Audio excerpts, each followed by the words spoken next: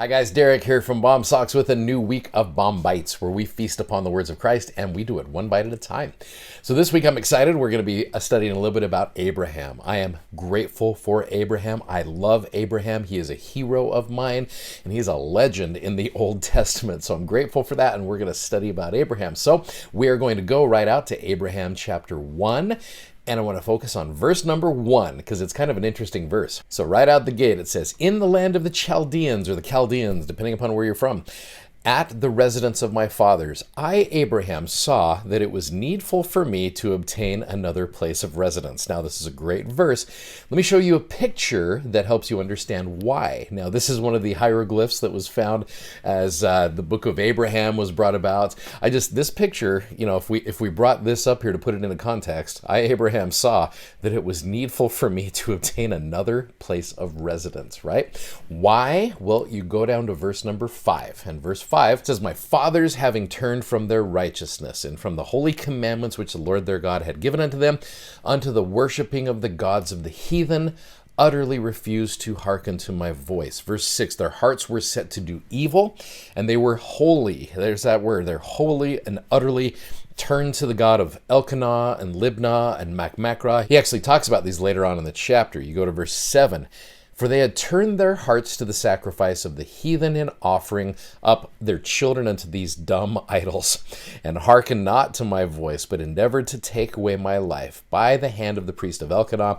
The priest of Elkanah was also the priest of Pharaoh." Verse 8, "Now at this time it was the custom of the priest of Pharaoh, the king of Egypt, to offer up upon the altar, which was built in the land of the Chaldeans, for the offering unto these strange gods, men, women, and children."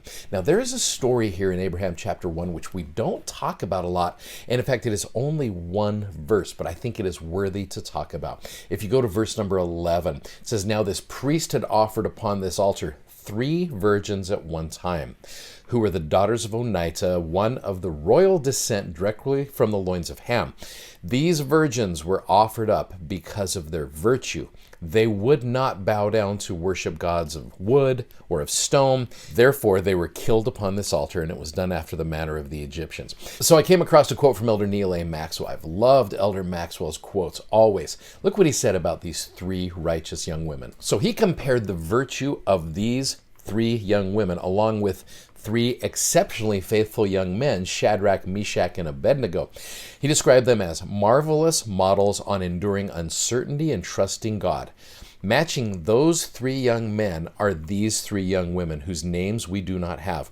They are mentioned in the book of Abraham, remarkable young women about whom I am anxious to know more. They were actually sacrificed upon the altar because they would not bow down to worship an idol of wood or stone. Someday, the faithful will get to meet them. I think that's such a great statement. One verse right here about these faithful, nameless young women, but the faithful will meet them someday, and I think that's awesome. Well, you see the culture that Abraham is living in. Verse 12, "Came to pass the priests laid violence on me, that they might slay me." He even says, "I will refer you to the representation at the commencement of this record," which is the picture that I showed you.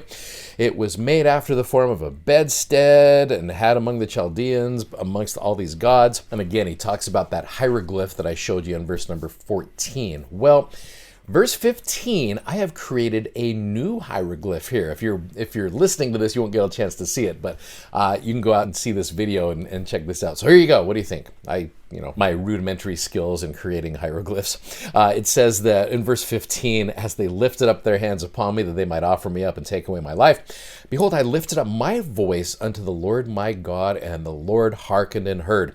He filled me with the vision of the Almighty, and the angel of his presence stood by me, and immediately unloosed my bands. And his voice was unto me, Abraham, Abraham." I love this. "Behold, my name is Jehovah.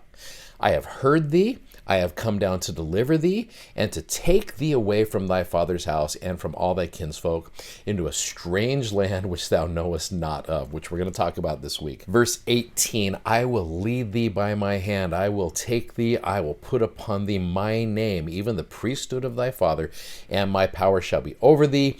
As it was with Noah, so shall it be with thee. but through thy ministry my name shall be known in the earth thereof, for I am thy God. And then I've added one little other hieroglyph here that I've created. Here's this one, which is verse 20. Behold, Potiphar's hill was the land of Ur and the Chaldea, and the Lord broke down the altar of Elkanah and the gods of the land, and utterly destroyed them, and smote the priest that he died. And there was great mourning in Chaldea, and so forth like that. So, again, my rudimentary skills in creating hieroglyphs, you can see why I don't do that for a living. But I do want to go back for a minute and just ask you, what helped Abraham get through this tough situation? So we're going to go all the way back to the very beginning of Abraham chapter 1. And I really believe this right here, this is a crucial part of why Abraham became who he became. Now, you could do this as a study. You go through verses 2 through 4, and you could go in and highlight everything that Abraham sought, what he sought after.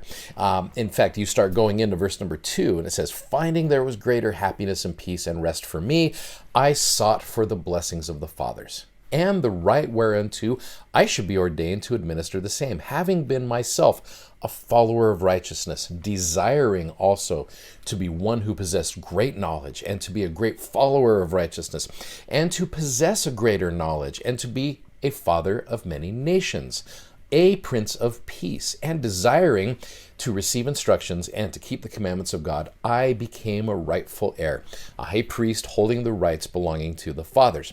It was conferred upon me from my fathers. It came down from the fathers from the beginning of time, yea, even from the beginning, or before the foundation of the earth, down to the present time, even the right of the firstborn, or the first man, who is Adam, the first father through the fathers unto me. We're going to talk more about that tomorrow. Verse 4, I sought for mine appointment unto the priesthood according to the appointment of God unto the fathers concerning the seed. So how is seeking after greater happiness, righteousness, and knowledge going to help us out of tough situations? As you can see, that's what Abraham's desires were. And so his desires started dictating his priorities, which you go to a wonderful talk from Dallin H. Oaks. It's referred to in the Come Follow Me for this week. It is simply called Desire. Elder Oaks said, I hope that each of us will search our hearts to determine what we really desire and how we rank our most important desires. Desires dictate our priorities, priorities shape our choices, and choices determine our actions. The desires we act on determine our changing, our achieving, and our becoming, which is a perfect way to describe Abraham. Here he is. He's in a rough situation. What does he do? He has desires to serve. He has desires for the priesthood. He has desires for righteous things. And what happens is those start dictating the way he acts in his life. And it also is the way that it helps the Lord respond in our life as well. So I love this chapter. I love what it teaches us about desire, and I love how it sets up the character of Abraham, and we're going to see how that goes throughout this week. Thanks for watching, thanks for subscribing, and thanks for sharing these messages. We love that. Make sure you go check out our amazing gospel-themed socks at bombsocks.com, and you guys have a great day. Godspeed, and we'll see you tomorrow. Bye-bye.